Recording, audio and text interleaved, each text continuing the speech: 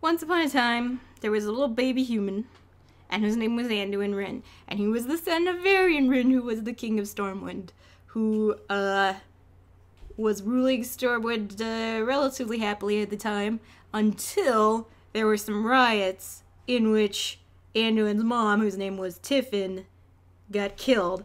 The riots were, the riots were kind of dumb, but they were orchestrated by Lady Prester, who, was actually Onyxia, the Black Dragon. That all is convoluted as fuck, but, important message, poor Anduin, he's like a reverse Disney princess in that he has no mother.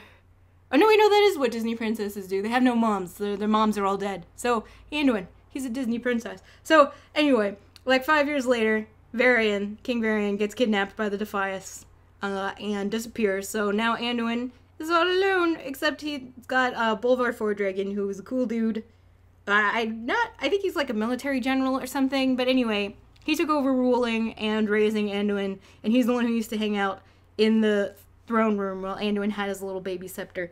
So then, like, 5 years later or something, I don't know, Anduin's like 10, and it's Lich King time, and Varian shows back up again, but now he's fucknuts crazy because he, like all good video game characters, he got bonked on the head, and he lost his memory, and then he got thrown into the arena. Basically, he became a slave gladiator for some orc guy, and his new name is Logosh, which is the orc word for Goldrin, which is the wolf spirit that the orcs murdered when they, came over and they were murdering everything. But anyway, yeah, he comes back in Hyjal. But anyway, so Logosh hates orcs because orcs made him into a gladiator, even though he became like an awesome fighter and he got some bitchin' scars. He blamed Thrall for the whole thing. So Varian's back.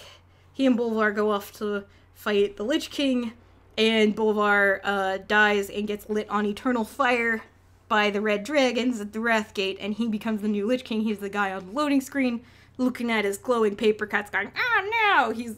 That's Bolvar Fordragon. He's the guy that basically raised Anduin.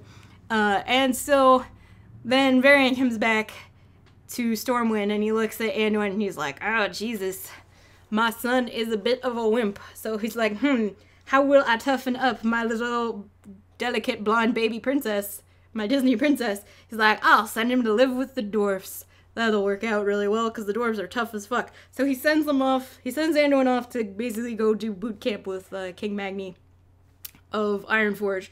So while Anduin's over there in Ironforge, the shattering happens, which, his wind deathwing busts out of the earth and lights everything on fire.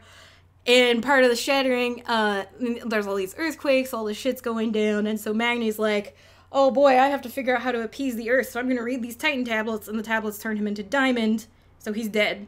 And then his daughter Moira shows up, and she's like, motherfucker, I married a Dark Iron, and I'm next in line for the throne, so I'm taking Ironforge over, and the Dark Irons rule. Dark Irons are kind of bad news, you guys. Or, they were. Now it's much more gray and complicated. But anyway, Moira takes over Ironforge, basically takes Anduin hostage, but what she didn't know was that Anduin had a Hearthstone that led back to Theramore, to Jaina's house.